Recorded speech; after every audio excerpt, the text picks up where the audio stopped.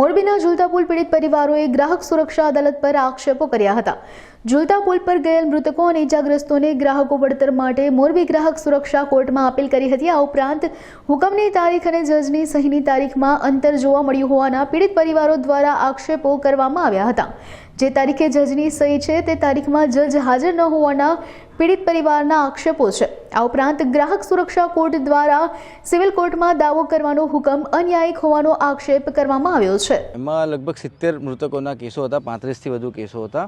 એમાં જ્યારે દુર્ઘટના ઘટી એના શોર્ટ ટાઈમમાં જ કેસો દાખલ કરી દીધા હતા અને એમાં આખરી નિર્ણય એવો આવ્યો છે કે તાજેતરમાં 21/12/2024ના રોજ નામદાર મોરબી ગ્રાહક અદાલતે કેસોને સિવિલ કોર્ટમાં તબદીલ કરવા માટે હુકમ કર્યો છે। હવે એ હુકમથી આપણને ન્યાય જણાતા આપણને 2 કેસમાં અપીલ દાખલ કરી છે રાજ્ય કમિશનમાં અને બાકીના કેસોમાં કરવાના છે।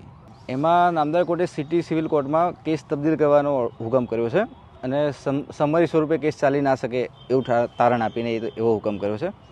જ્યારે આ કેસ સમરી સ્વરૂપે સાબિત થઈ શકે એવો હતો એટલા માટે આપણે પડકારવાના છે હુકમ। હા, એમાં અંદર એવું લખે છે કે 21/12/2024ના રોજ હુકમ વાંચી સંભળાવ્યો। હવે વાંચી સંભળાવવા માટે કોર્ટ ખુલ્લી હોવી જોઈએ અને જજો હાજર હોવા જોઈએ, જ્યારે 21/12 મોરબી કોર્ટ બંધ જ હતી। હવે 21/12 વાંચી સંભળાવ્યું એવું લખે છે, નીચે સહી 26/12ની છે, મતલબ 21/12 તો કોર્ટ હતી જ નહીં અને 26/12ની સહી છે તો 26/12 પણ રાવલ સાહેબ જે છે એ કોર્ટમાં હાજર નહોતા। શું નામ છે રાવલ સાહેબ? પીસી રાવલ સાહેબ છે। હવે તમે ઉપર ક્યાં જવાના છો? રાજ્ય કમિશનમાં। અરજી ક્યારે કરવાના છો? એ 2 કેસમાં કરી દીધી છે, બાકીના કેસમાં કરવાના છીએ। 13/2ની મુદત આવેલ છે જે થઈ ગઈ એમાં।